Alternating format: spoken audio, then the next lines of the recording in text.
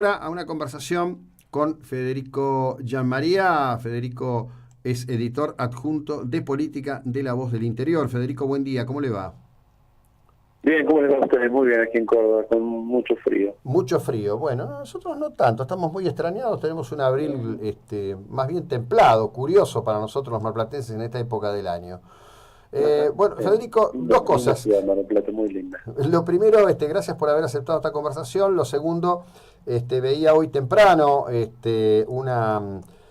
un interesante trabajo que usted subió en su cuenta de Twitter de la significación electoral de las distintas provincias argentinas. Y creo que está bueno en el sentido y en el contexto de que se ha hecho mucho periodismo político en los últimos días, planteando que la sucesión de elecciones en el interior de la República Argentina, en provincias como La Pampa, por caso, marcarían agenda con rumbo a la elección nacional. Evidentemente, la cosa no pasa tan por ahí, ¿no? Sí, ese es un pequeño gráfico de lo que habíamos trabajado durante las elecciones de Córdoba, bueno, fueron el 12 de mayo, eh, para tratar de entender la importancia de lo que había pasado acá en nuestra provincia con respecto a lo nacional, Mm, pero siempre teniendo en cuenta que son elecciones provinciales, ¿no es cierto? Y claro. que la gente vota a su gobernador y en este caso también al intendente de la ciudad.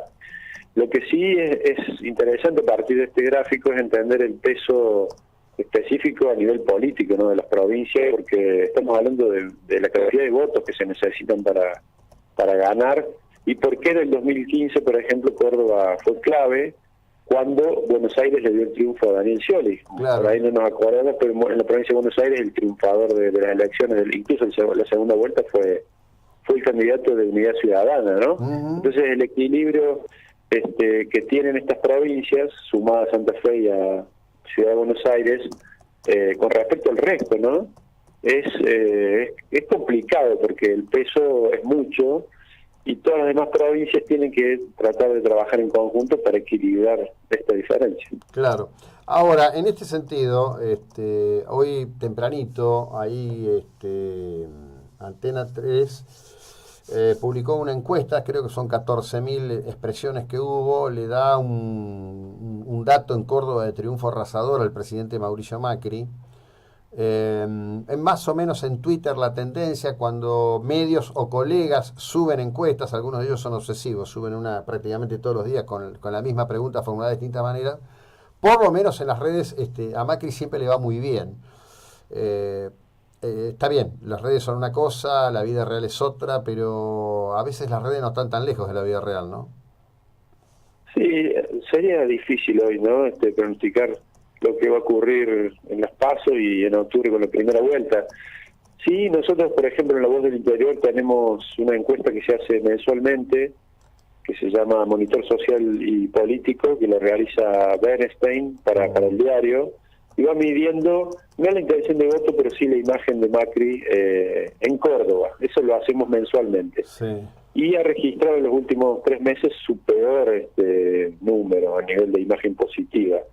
Pero lo que diferencia a Córdoba al resto es que la imagen positiva de Macri sigue siendo un poco más alta que en el resto del país. mm, Después las encuestas, ustedes saben cómo son, ¿no? Depende de dónde vienen, algunas son más serias, otras no. Sigue teniendo la verdad que una aceptable intención de voto hoy, pero lejos del 70% de la segunda vuelta. De bueno, todos modos, pero te sí, repito que es muy difícil pensar que eso se puede dar, digamos, lo que hoy dice el cordobés se puede dar en octubre, ¿no es cierto? Sobre claro. todo porque lo que estamos viendo es que la economía cada día cuenta, ¿no? Cada día puede pasar de regular a mala, entonces no sabemos qué va a pasar en octubre. Bueno, ahí estamos hablando del efecto sobre la macro, del tipo de cambio y el tipo de tasa de interés, pero el resto, digo, yo creo que la economía está teniendo muy buenas noticias para mucha gente en el interior, ¿no? El sector lácteo de la provincia de ustedes, por ejemplo, está viviendo un momento intenso, importante, hay algunas empresas que están exportando fuertemente, como no se exportaba hace años. El sector cárnico está pasando una auténtica revolución con el mercado chino. ¿Eso algún impacto concreto en la vida de la gente debe tener? Sí, bueno, acaba de terminar casi no queda ya soja, se ha levantado toda la cosecha en Córdoba, se está sembrando maíz y la verdad que eso, si bien el precio de la soja ha bajado, ha tenido un bajón importante en las últimas semanas por todo el problema con China, la liquidación ha sido fuerte y la entrada de divisas al país a partir de todo el sector verde importante, el núcleo del campo en Argentina, que tiene a Córdoba como uno de los actores principales, está teniendo sus efectos. No es el campo no es un sector que dé mano de obra intensiva, pero bueno, lo que ingresa a la provincia, pues de alguna manera, no digo que se derrama, pero tiene su incidencia en la economía de la provincia. Estamos viviendo problemas con la industria automotriz, todos lo saben, ¿no? Hay varias fábricas aquí en Córdoba que están trabajando, no es reglamento, están trabajando mucho menos de la mitad de su capacidad instalada. Brasil no ayuda para que crezcan las importaciones, que era una de las esperanzas que tenían las industrias. Y bueno, y todos sabemos que el problema del comercio se repite, ¿no? Ese sí es un problema que vive todo el país. Así que se va compensando, ¿no? Y la administración de Schiaretti, que ha mantenido cierto equilibrio en las cuentas, permite que la provincia hoy parezca estar un poco mejor que el resto. Sí, el otro día García Lorrio nos brindó dos datos, aprovecho a consultar, ¿no? Uno, que la abstención fue muy importante en esta elección provincial, y el segundo dato, él sostenía de que hubo un esfuerzo económico enorme sobre los sectores más humildes de distribución en los últimos días de la campaña. La abstención estuvo en niveles históricos.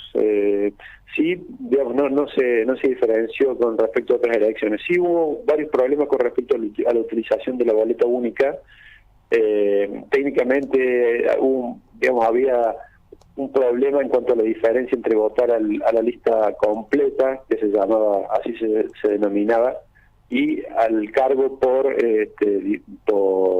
a la boleta por cargo, ¿no? Gobernador, intendente. Eso en algunos lugares hizo que existieran muchos votos en blanco, pero de todos modos tampoco fue mucho más alto de lo que se había dado en otras elecciones. Y respecto a la utilización del recurso financiero y económico para llegar bien a las elecciones, fue lo que pasa siempre, ¿no es cierto? El Estado mueve su músculo para llegar a los sectores más necesitados sobre la hora, se reparte muchísimo y no tampoco fue diferente a lo que ha pasado en otras elecciones. Así siempre se utiliza eso para asegurar muchos votos, ¿no? Tratar de que aquel que no tiene lo tenga sobre la hora, y eso significa que luego en un cuarto oscuro agradezca con su voto. Sí, bueno, la verdad que es penoso que todavía haya sectores de la sociedad que se muevan así, pero lo que es Sí. no es triste la verdad, lo que no tiene remedio, decía el Nano Serrat. Federico, gracias, buena jornada, muy amable.